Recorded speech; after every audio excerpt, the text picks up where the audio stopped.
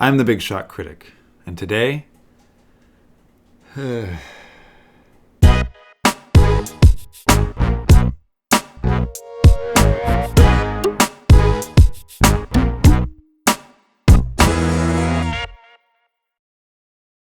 X-Men The Last Stand was directed by Brett Ratner and written by Simon Kinberg and Penn. It stars Hugh Jackman, Halle Berry, Ian McKellan, Patrick Stewart, Famke Janssen, and all these other people.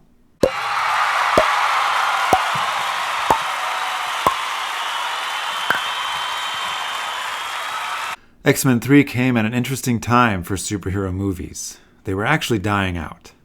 Their popularity had peaked between Spider-Man and Spider-Man 2, and then there was a string for about 4 years of poorly remembered movies like Fantastic Four: Rise of the Silver Surfer, Superman Returns, Spider-Man 3, and X-Men 3.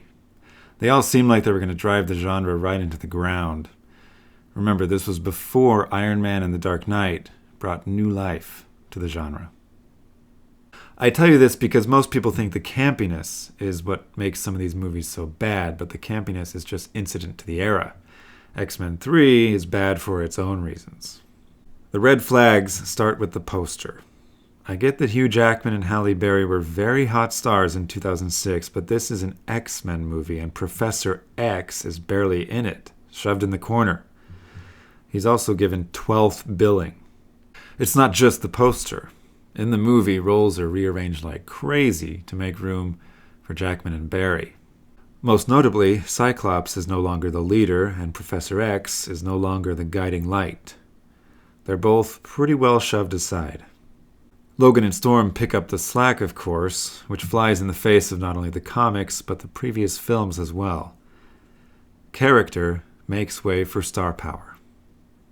This isn't a vanity move from Jackman and Berry.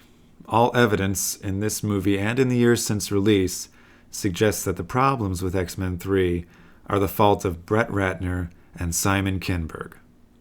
It seems apparent that their ethos was that X-Men movies are just for stupid pimple-faced kids and the fans only care about spectacle.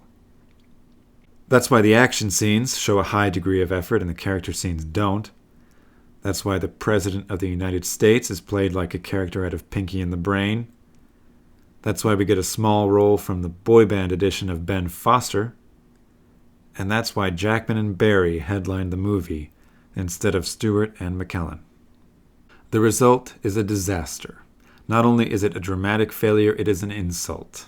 There are so many moments that are condescending, and it is chock full of cheap drama and unearned emotion.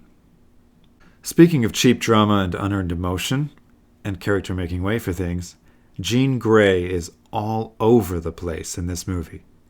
Granted, she is experiencing a superhuman personality disorder, and there's a throwaway line about her Phoenix alter ego being a purely instinctual creature. Translation: character motivation is out, and spectacle is in. She does whatever would make the audience gasp the loudest. That's assuming the audience is just a bunch of stupid, pimple-faced kids. It's crystal clear Ratner and Kinberg didn't understand the source material, the previous films, or the fan base. What's worse, they assumed the fan base was stupid. This goes beyond breaking a film commandment. This is a cardinal sin of film. One curious side note is John Powell's score. He wrote a pretty good one, but for the life of me, I don't know what movie he wrote it for. It certainly doesn't fit here. It sounds like it'd be more at home in a Stargate sequel. Guys, I give X-Men The Last Stand 2 out of 10 commandments. It committed the first cardinal sin of film, disrespecting the audience. Thank you so much for watching, everyone. Be sure to like and subscribe, and click the bell icon so you know when the Skyfall project arrives. It's something special I've been working on for a few months now, and I think you're going to like it.